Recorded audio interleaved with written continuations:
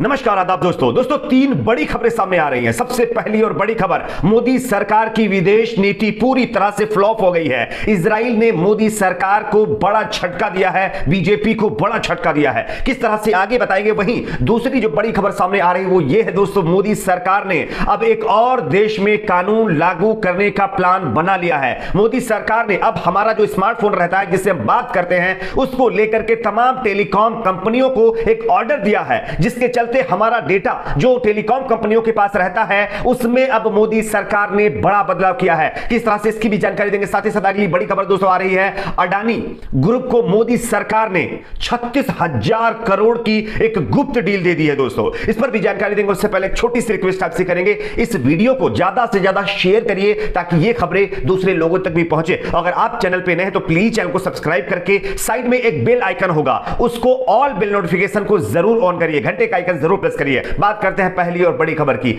आप सभी जानते होंगे दोस्तों, हमारे देश में मोदी सरकार अक्सर विदेश नीति का ढिंढोरा पीट करके लोगों को यह बताने की कोशिश करती है कि हमारे राज्य में भारत का जो मान सम्मान है वो विदेशों में बहुत ज्यादा बढ़ गया है। लेकिन पहले अमेरिका, उसके बाद चीन, उसके बाद पाकिस्तान, उसके बाद श्रीलंका, उसके बाद आपका देख लीजिए जो है और पड़ोसी देश बांग्लादेश, नेपाल तक हमको आंखें दिखा रहा है। लेकिन अब इजराइल, जो अब तक बीजेपी कह रही थी कि हमारा सबसे भरोसेमंद पड़ोसी है, उसने भी मोदी सरकार को धोखा दे दिया है और विदेश नीति को चकमा दे दिया है। आप पहले इस खबर को देखिए।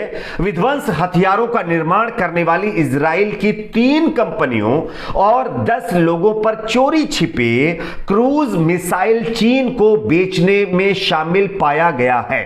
यह खबर है, चीन के साथ चोरी चुपके इजराइल ने यह डील की है।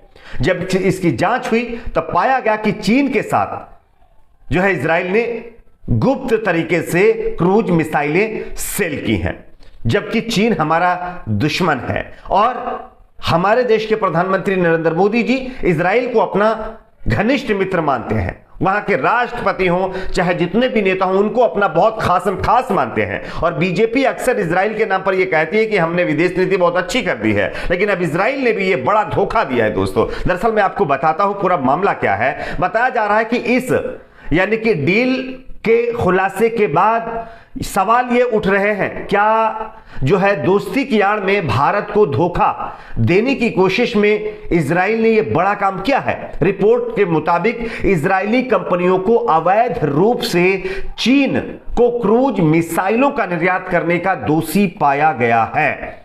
और आपको बता दें कि वित्त विभाग से जुड़े इजरायली और अन्य अटॉर्नी ऑफिस ने कहा है कि इजराइल ने की 3 कंपनियों सहित 10 इजरायली संदिग्धों ने चीन को मिसाइल बेचने के लिए सुरक्षा उल्लंघन किया है। अटॉर्नी जनरल के ऑफिस ने बताया कि इस सौदे में कथित तौर पर एक ड्रोन कारोबारी एफ्रेम मेनाशे ने दलाली की थी। अब आप बताइए, क्या कोई सरकार की बिना इजाजत इतनी बड़ी डील किसी देश के साथ कर सकता है?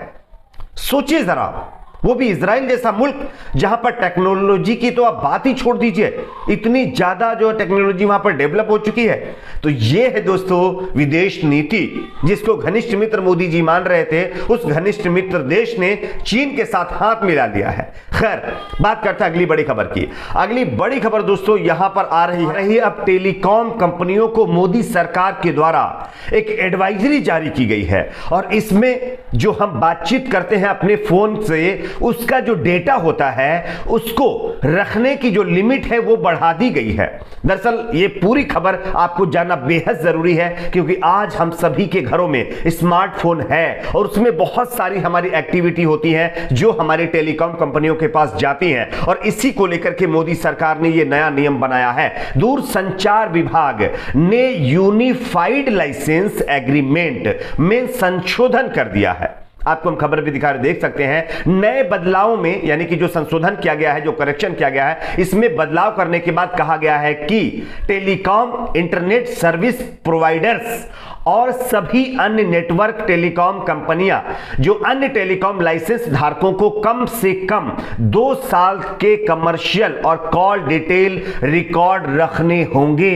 यानी कि हमारी फोन कॉल्स, हमारा डेटा, हमारा जो इंटरनेट पे ब्राउजिंग करते हैं, वो सारी चीजों की जो लिमिट है, जो इसका टाइम डेट है, वो एक्सटेंड किया गया है। अब 2 साल का डेटा हमारा टेलीकॉम कंपनियों के पास सेफ रखा जाएगा। सरकार इस नियम में जो बदलाव किया, इसका आधार बता रही है, इसका जो रीजन बता रही है वो ये है कि सुरक्षा कारणों की वजह से यह बदलाव किया गया है। फिलहाल यह अवधि 1 साल की फिलहाल चल रही थी। खबर है कि विभाग की तरफ से नियमों में बदलाव कई सुरक्षा एजेंसियों के अनुरोध के बाद किया गया है। इंडियन एक्सप्रेस की रिपोर्ट के मुताबिक विभाग की तरफ से जारी नोटिफिकेशन में बताया गया है कि सभी कॉल डिटेल रिकॉर्ड, एक्सचेंज जो है डिटेल रिकॉर्ड और आईपी डिटेल रिकॉर्ड 2 साल या सुरक्षा कारणों से सरकार की तरफ से जांच के लिए निर्दिष्ट किए जाने तक जो है आर्काइव करना जरूरी होगा।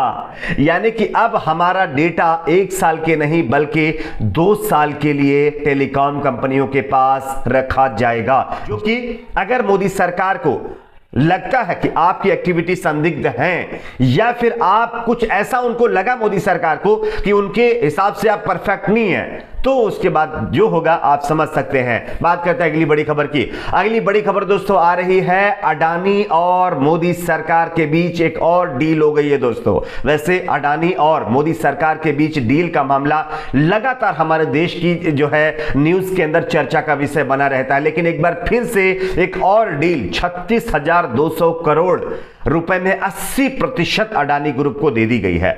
सबसे पहले आप इस खबर को देखिए। प्रधानमंत्री नरेंद्र मोदी और अडानी अंबानी जैसे पूंजीपतियों के बीच जो घनिष्ठ संबंध हैं, ये मैं नहीं कह रहा हूं, तमाम विपक्षी पार्टियां कहती हैं, उसके बारे में अक्सर चर्चा होती रहती है। पीएम की छत्र छाया में इन कारोबारियों का कारोबार खूब फला फूला, ये आप लोगों ने देखा ही होगा। लेकिन अब खबर आ रही है कि गंगा एक्सप्रेसवे जैसे बड़े प्रोजेक्ट का 80% हिस्सा बनाने का कॉन्ट्रैक्ट जो है अडानी की कंपनी को मिल गया है। और इसके बाद ये सवाल भी खड़े होने लगे हैं कि आखिर इतना विरोध होने के बावजूद भी मोदी सरकार अडानी ग्रुप पर इतनी ज्यादा जो है छत्र छाया क्यों यानी कर रही है। योगी आदित्यनाथ को मुख्यमंत्री बने हुए 5 साल पूरे होने वाले हैं, लेकिन यूपी चुनाव के कुछ महीने पहले ही पूर्ववर्ती सरकारों के काम का फिर से शिलान्यास करने का सिलसिला जो पकड़ चुका है। जनता के पैसे से बन रहे 36,200 करोड़ के गंगा एक्सप्रेस वे के जरिए मेरठ को प्रयागराज से जोड़ा जाएगा और यह योगी सरकार का प्रोजेक्ट है और इस प्रोजेक्ट को अडानी ग्रुप को सौंप दिया गया है। बताया जा रहा है कि अडानी इंटरप्राइजेज लिमिटेड को इसमें 594 किलोमीटर लंबे एक्सप्रेसवे का 464 किलोमीटर का काम दे दिया गया है।